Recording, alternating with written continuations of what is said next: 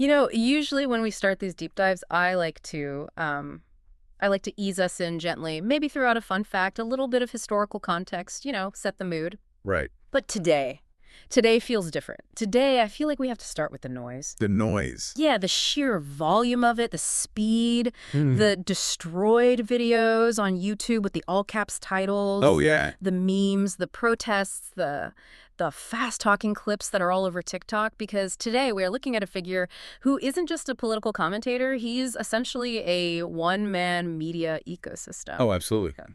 We were talking about Ben Shapiro. And Yeah. you're right, the noise, that Yeah. that intensity is a huge part of the brand. It is the brand. It is.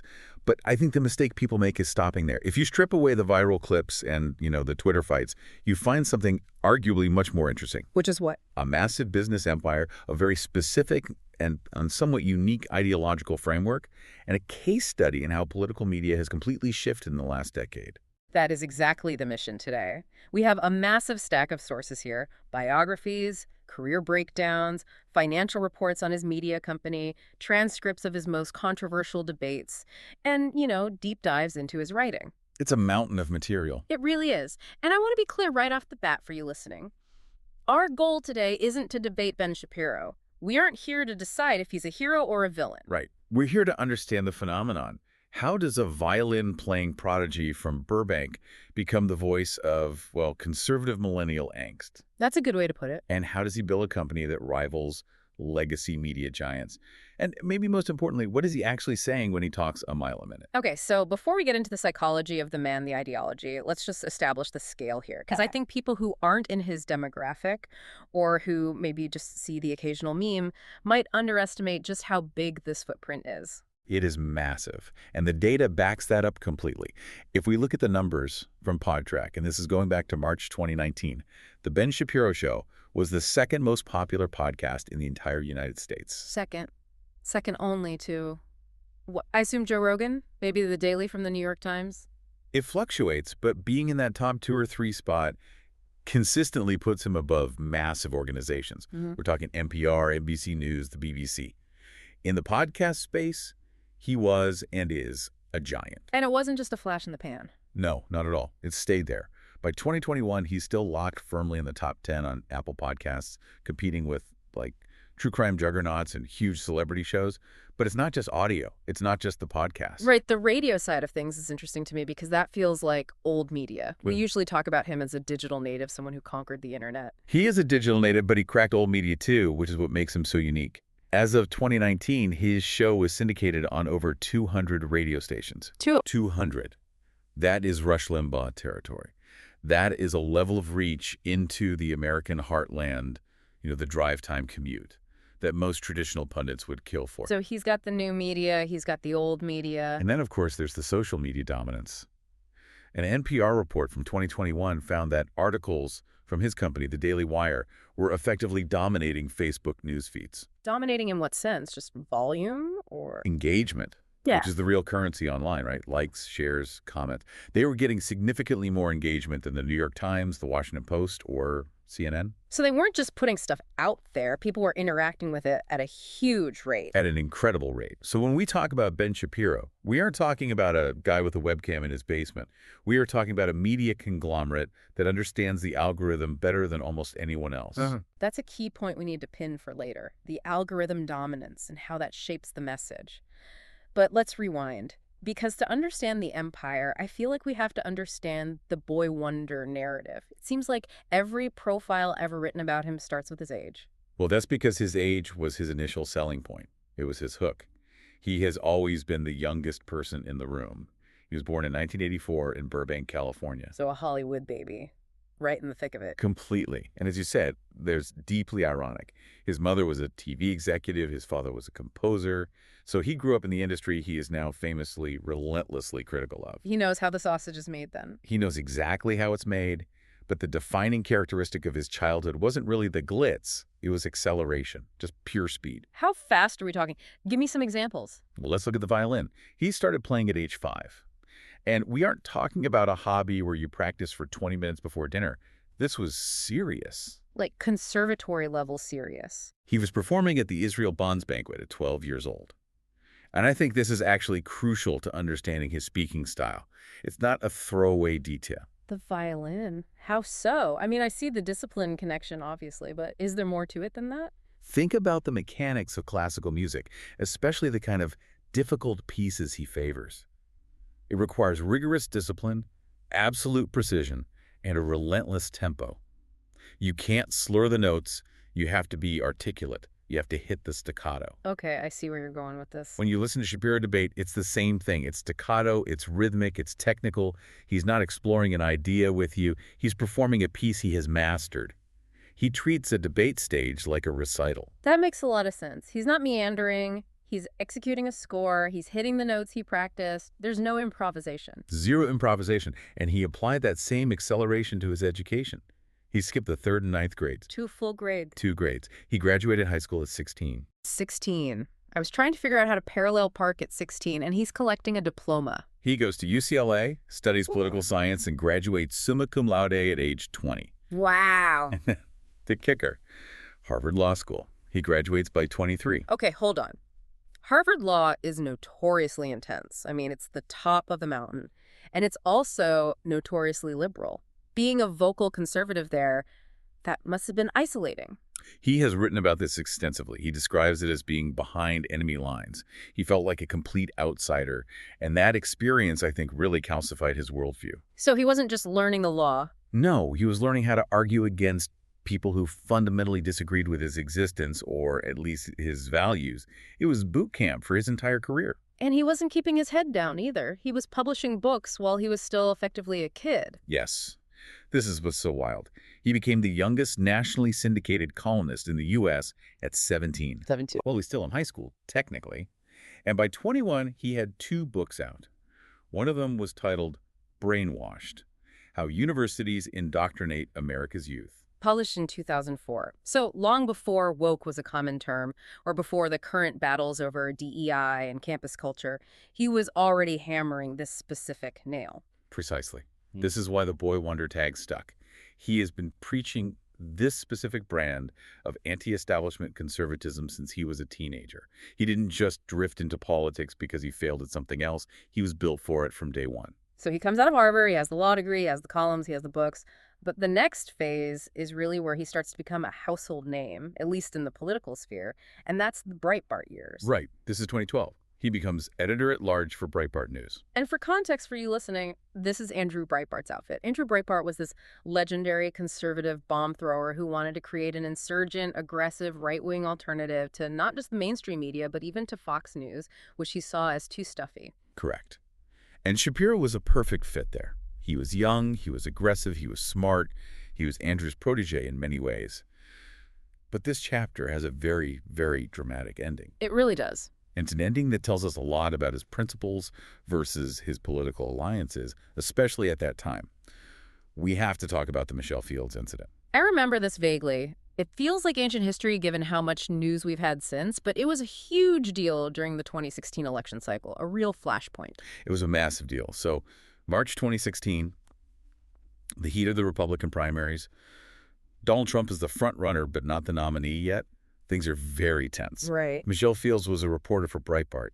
She was covering a Donald Trump rally. Yeah. She alleged that Corey Lewandowski, who was Trump's campaign manager, physically grabbed her and yanked her down to the ground when she tried to ask a question. And this wasn't just her word against his, right? There were witnesses. There was evidence. Oh, yeah. There was video evidence that emerged, and there was eyewitness testimony from a Washington Post reporter who was standing right there.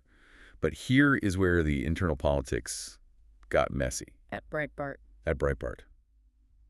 The leadership there, specifically Steve Bannon, who had taken over after Andrew Breitbart died, essentially decided to side with the Trump campaign rather than their own reporter. Which is just unheard of in journalism. It's the one cardinal rule, right? You back your reporters. But they downplayed it.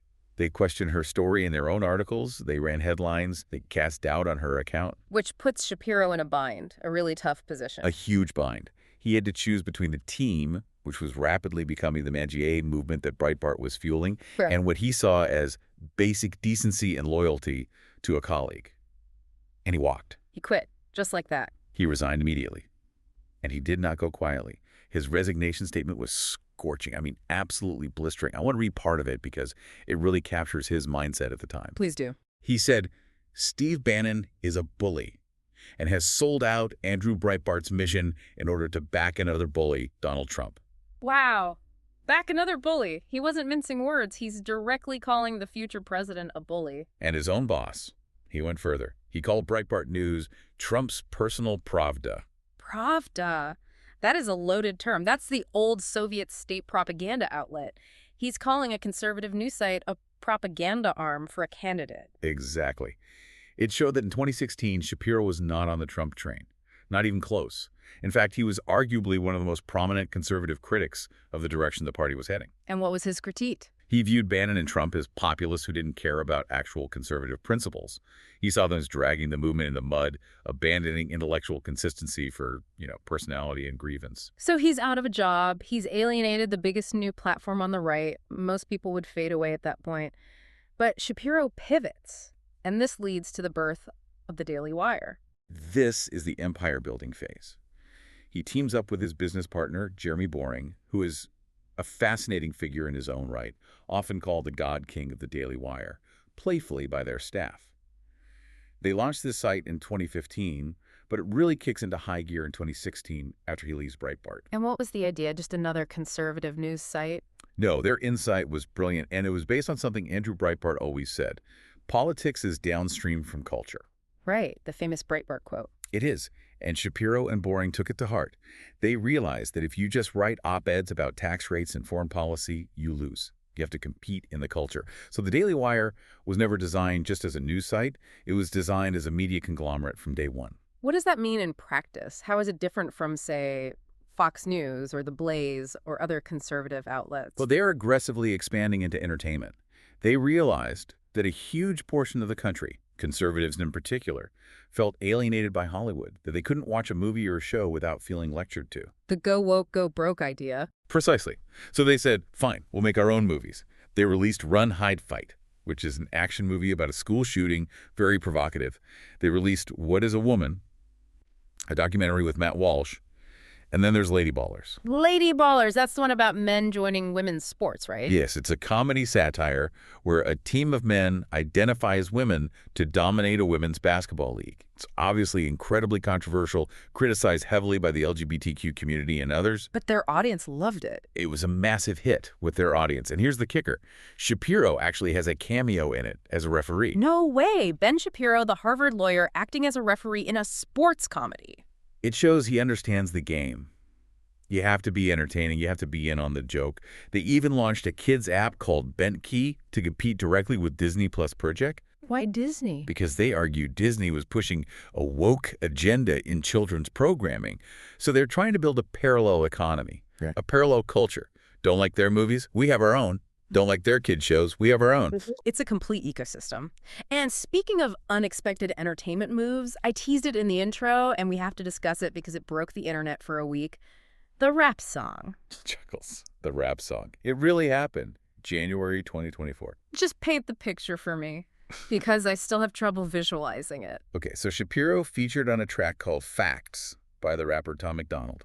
And in the video, Ben is there wearing a gray hoodie, not a suit, and he is rapping. He's spitting bars. Spitting bars. I never thought I'd hear those words in the same sentence as Ben Shapiro. Was it a joke? Was it serious? It was tongue-in-cheek, certainly. He knows he's not Jay-Z. He has a line where he mentions his Yarmulke homies, so he's self-aware about it. But the commercial success was dead serious. How successful are we talking? The song hit the #1 spot on the iTunes charts. It debuted at number 16 on the Billboard Hot 100. It beat out new releases from Miley Cyrus and Justin Timberlake that week. That is wild. It is. But think about the signal that sends. It tells the cultural establishment, we don't need you. We don't need your record labels, your radio stations, your approval. We can make a song with a guy in a yarmulke rapping about taxes and culture wars, and we can beat the biggest pop stars on the charts. It's a flex. It's a massive flex. It's a demonstration of audience loyalty and power. Okay, so we've established the vehicle. The Daily Wire, the podcast, the movies, the music. It's a machine. But what is the fuel? What is the actual ideology driving this? Because labels get thrown around a lot. Alt-right, neocon, Magier. How does he define himself? He is very specific about his labels, which is something you'd expect from a lawyer. He calls himself economically libertarian and socially conservative. Let's parse that. What's the distinction for people who aren't familiar with those terms? The libertarian side is about the wallet. He wants the government to leave you alone when it comes to money. Low taxes, privatization, deregulation. If you make money, it's yours. If you fail, that's on you. No safety nets. He wants to shrink the state to its smallest possible size. Okay. And the socially conservative side, that seems almost contradictory to the leave you alone ethos. It does, and that's the tension in his philosophy. The socially conservative side is about how you live your life. He believes that for a society to function without a big government, you need strong social fabric. You need people to regulate themselves. And for him, that fabric is what? Religion and the traditional family. He believes those are the two pillars that hold up a free society. And his faith is a huge part of this, right? He's not a quiet believer. Not at all. It's front and center. He is an Orthodox Jew. He wears the yarmulke in every single appearance.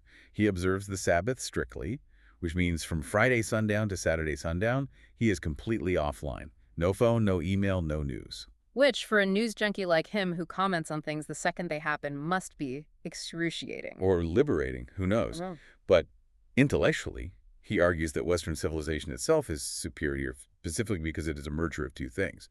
Judeo-Christian values, which he calls Jerusalem, and Greek reason, which he calls Athens. He wrote a book about this. The whole book, yeah.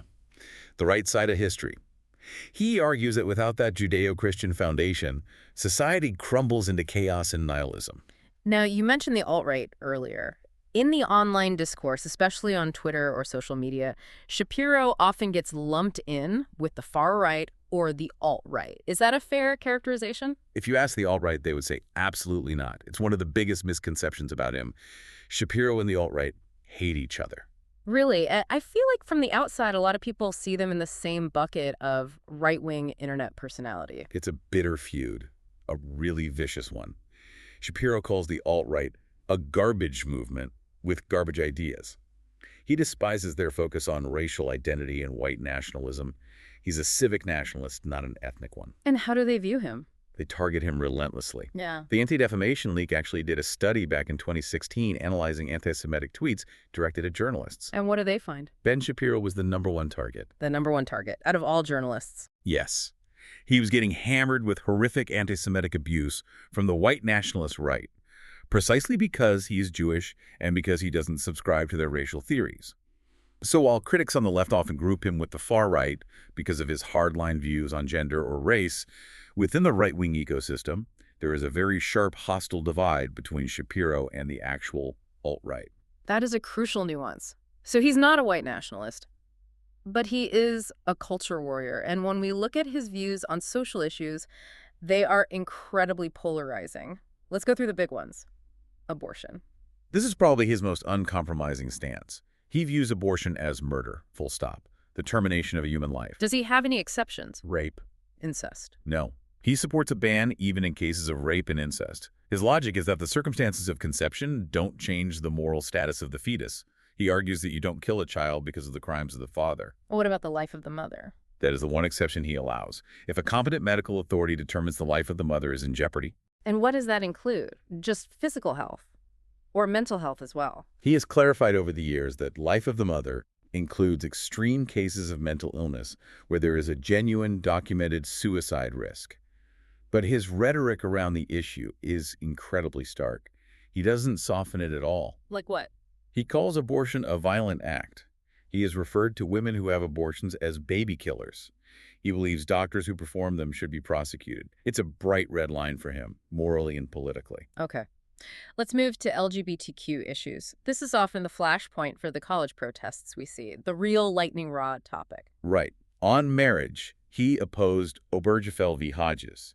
That was the Supreme Court ruling that legalized same-sex marriage nationwide. What's the legal argument there? Is it a states' rights thing or something else? His argument is more philosophical. He argues that marriage is fundamentally a religious institution designed for procreation and the stable raising of children. In his view, the government shouldn't be in the marriage business at all for anyone. So no marriage licenses from the state? Ideally, no. But he says if they're going to be in that business, he worries that legalizing same-sex marriage inevitably leads to the government forcing religious people to participate in things that violate their faith, like the famous baking the cake scenarios. So he sees it as a collision between gay rights and religious freedom. A zero-sum collision, yes. He also makes the argument, based on some social science, that a man and a woman do a better job raising a child than same-sex couples, which is another one of his highly controversial points. And on transgender rights, this seems to be where he generates the most heat. This is where he gets the most pushback. Absolutely. He holds what you'd call a biological essentialist view. He believes that sex is binary male and female, and it's immutable. You were born one or the other, and that's it. He has that line, facts don't care about your feelings. He uses that constantly in this context. He argues that identifying as a different gender is a form of mental illness, what he calls a delusion, comparable to someone having body dysmorphia or anorexia. But he doesn't recognize trans identity at all. No. He has famously said, you can't magically change your gender. You can't magically change your sex. He refuses to use preferred pronouns, arguing it's compelled speech and a denial of reality. I remember a few years ago, he got into a very heated exchange on TV with the transgender reporter Zoe Tur. That was on a show with Dr. Drew. It got ugly fast. Shapiro kept using sir to refer to Tur. Tur then grabbed Shapiro by the back of the neck and threatened him on live TV, saying, you cut that out or you'll go home in an ambulance. Wow. It was a genuinely tense physical confrontation. And for Shapiro, that moment was broadcast gold. It was proof of his thesis that the left resorts to threats and violence when challenged with what he calls biological facts. Let's pivot to race. Because during the Black Lives Matter protests in 2020, Shapiro was a very loud, very critical voice. Does he believe systemic racism exists? He acknowledges historical injustice, slavery, Jim Crow, redlining. He knows that happened and that it had terrible consequences. But his core argument is that widespread systemic racism does not exist in America today. So how does he explain the disparities we see in wealth or incarceration rates between different racial groups? He argues it's about culture and individual choices, not current discrimination from institutions. He famously promotes what's called the success sequence. I've heard of this. He says, if you want to escape poverty in America, you need to do three things. Finish high school, get a full-time job, and don't have children before you're married. He claims if you do those three things, your odds of being in poverty are minuscule, regardless of your race. So when the George Floyd protests happened, he was deeply critical of the entire movement. Deeply. He argued the movement morphed immediately into debates about looting and rioting and a radical agenda to defund the police. And he was especially critical of the verdict in the Derek Chauvin trial. He didn't support the verdict, did he? No, not at all. He argued that Derek Chauvin should not have been found guilty of murder. He leaned very heavily on the theory that George Floyd died of a drug overdose, fentanyl specifically, rather than from the knee on his neck. And he's stuck with that position. He has doubled down on it. In fact, as recently as early 2025, he launched a website with the Daily Wire urging a full pardon for Derek Chauvin. A pardon? That puts him completely at odds with the mainstream consensus on that event. Completely. But again, that is his brand. He stands in the friction. He looks at the same video everyone else saw and constructs a completely different legal and moral narrative around it. He offers his audience an alternative reality. Which brings us to how he delivers these views. We talked about the violin earlier, the speed, the precision. But there is a specific format where this shines, the campus tour. The campus tour is the engine of his viral fame. It's the core of the business model, really. He deliberately goes to universities, places that are statistically very, very liberal, to give speeches on these exact topics we just discussed. It feels like a setup for conflict, like he's intentionally walking into a lion's den. It is. It's theater. He calls it the danger factor. When he goes to a campus, it's not just a speech. It's an event. It's a happening.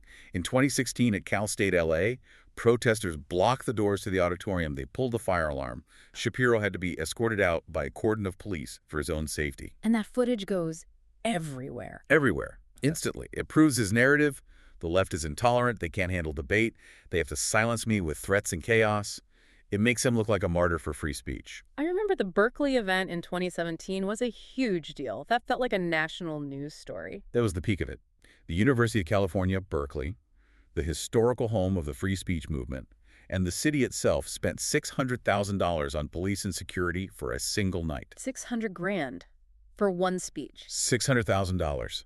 They turned the campus into a fortress, concrete barriers, riot police on rooftops. There were 9 arrests that night. And inside, Shapiro is calmly giving his speech, looking like this brave intellectual standing up to the mob. You couldn't buy that kind of marketing. And inside the hall, the dynamic is usually him debating college students during the Q&A. This is the source of that whole genre of Ben Shapiro destroys college student videos. Tuckles, the destroyed genre.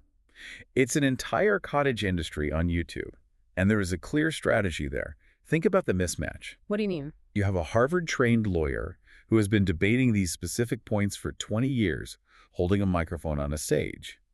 And he is debating a 19-year-old sophomore who is emotional, probably hasn't slept, and is trying to articulate a complex feeling about social justice for the first time in public. It's not a fair fight. It's not designed to be a fair fight. Shapiro talks fast.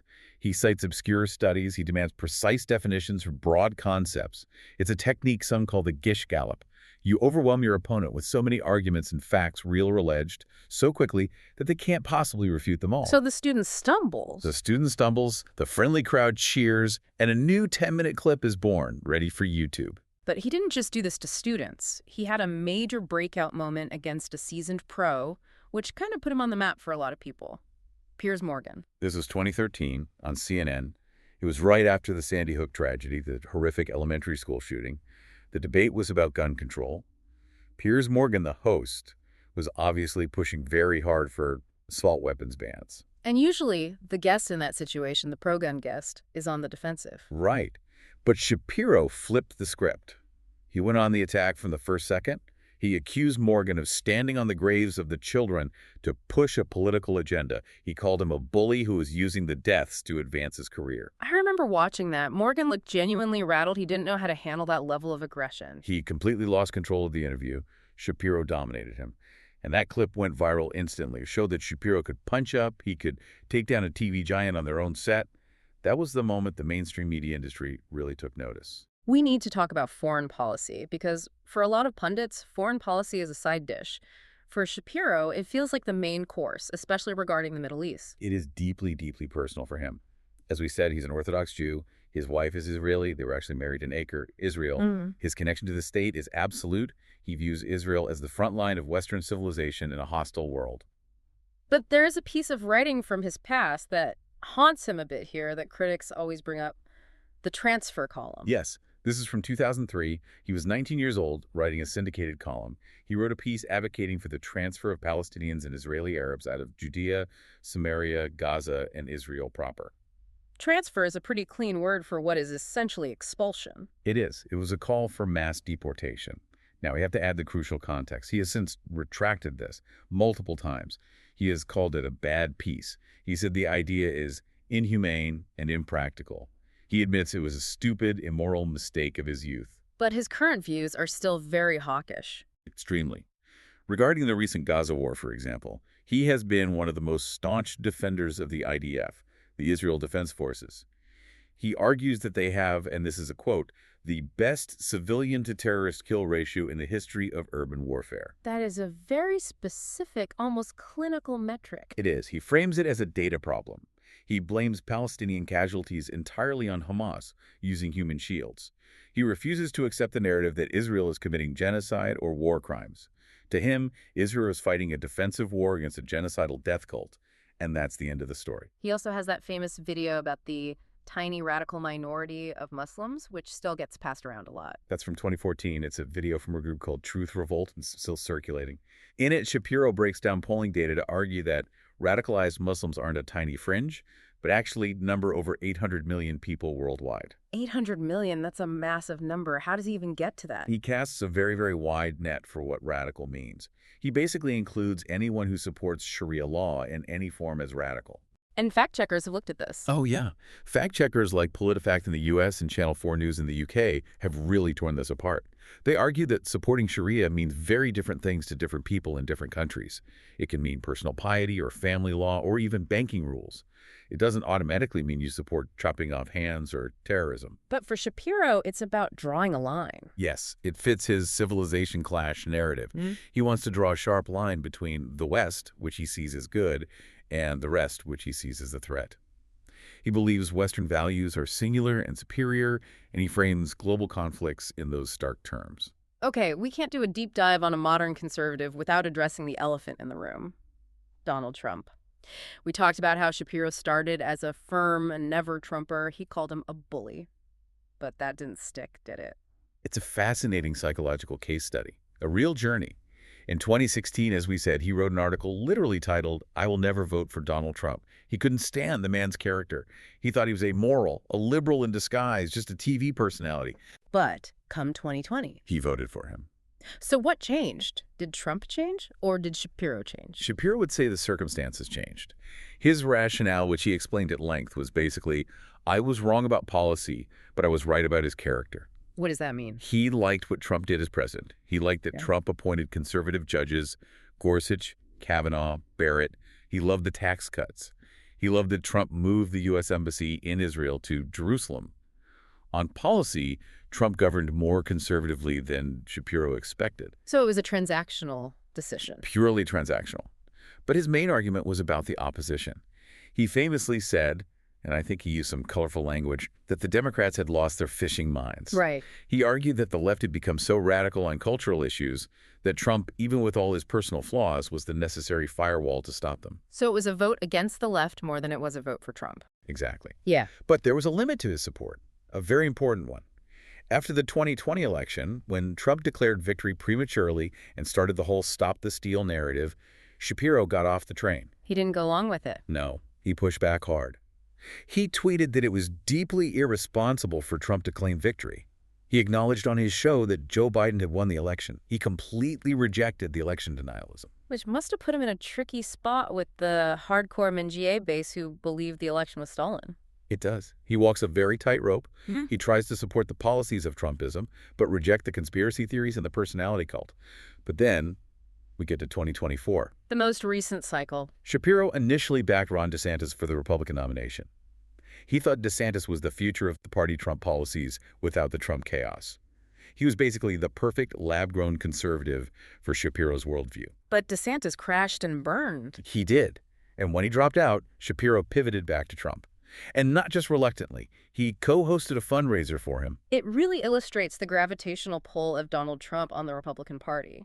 Even a guy who quit his job because of Trump, who called him a bully, who rejected his election lies, eventually ends up back in the fold raising money for him. Because in the binary system of American politics, you ultimately have to pick a side. And Shapiro will always pick the side that opposes the progressive left. He views the Democrats as an existential threat to the country, so any Republican is preferable. Before we wrap up, I want to touch on one more controversy that popped up recently. It's not about war or gender, but about something more mundane. Work. The retirement comment. Ah, yes. March 2024. This made a lot of people very angry. And not just on the left. What did he say? He stated, quote, "No one in the United States should be retiring at 65 years old. I think retirement itself is a stupid idea unless you have some sort of health problem." I mean, telling people who have worked manual labor for 40 years or who have just been grinding it out that looking forward to resting is stupid. That sounds incredibly out of touch. It sparked a huge backlash for that exact reason. People saw it as a comment from an intellectual who sits in a chair for a living telling a roofer or a nurse that they should work forever. But what's the philosophy behind it? If you look at it through Shapiro's specific lens, it makes a kind of cold sense. He is obsessed with purpose and productivity. He produces hours and hours of content a day. He runs a company. He writes books. He views work as a moral obligation, as the source of meaning in life. The Protestant work ethic on steroids? Exactly. The idea of stopping work to just leisure, play golf? Yeah. It's alien to his specific moral framework. He thinks you should work until you drop because work gives you meaning. It also ties into his economic view, that Social Security is insolvent and we can't afford as a country to pay people to not work for 30 years. It's efficient, I guess, but it lacks a certain empathy or understanding of human burnout. That's the core critique of Shapiro in general, isn't it? High on logic, high on efficiency, maybe low on empathy for the messiness of the human condition. He sees the world as a spreadsheet of facts and moral imperatives. So let's bring this all together. We've looked at the prodigy, the media mogul, the culture warrior, the provocateur. What is the synthesis here? How do we understand this phenomenon? Ben Shapiro represents a fusion. I think that's the best way to put it. He takes old school religious conservatism beliefs about family and faith that have been around for centuries, and he packages them with new school digital aggression. the style is as important as the substance. Maybe more so. Hmm. He is a lawyer by trade, so he thinks in arguments and counter-arguments. He's a debater by practice, so he thinks in terms of winners and losers. And he is a media mogul by design, so he thinks in terms of clicks and engagement. And whether you see him as a rising star, as one conservative magazine called him, or a radical conservative, as The Economist labeled him, you can't deny he has changed the vocabulary and the style of American politics. He absolutely has. He mainstreamed the owning the libs style of discourse. He built a model for how to bypass traditional media entirely. He proved you don't need the New York Times or CNN to be the biggest voice in the room. You just need a loyal audience and a smartphone. And here is the thought I want to leave you with today. Shapiro's most famous catchphrase, the one on the t-shirts, the one that defines his brand, is, "Facts don't care about your feelings." He presents himself as the avatar of cold, hard logic, Spock with a microphone. Right. It's all about objective reality for him. But look at his empire. Look at what actually works. It's fueled by rap songs, movie cameos, outrage over pop culture, destroyed videos, and this intense feeling of cultural belonging he offers his audience. He has built one of the biggest media companies in the world, not just by reciting data, but by tapping into how people feel, their anger, their fear, their pride, their desire to belong to a tribe that's winning. That's a fascinating point. So it raises the question. He says facts don't care about your feelings, but does his entire empire prove that in the modern world, feelings, specifically the outrage and belonging he sells, are actually the most powerful facts of all? That is something to chew on. A really provocative way to end it. Thanks for joining us on this deep dive into the Ben Shapiro phenomenon. Thanks for having me. It was a lot to unpack. See you next time.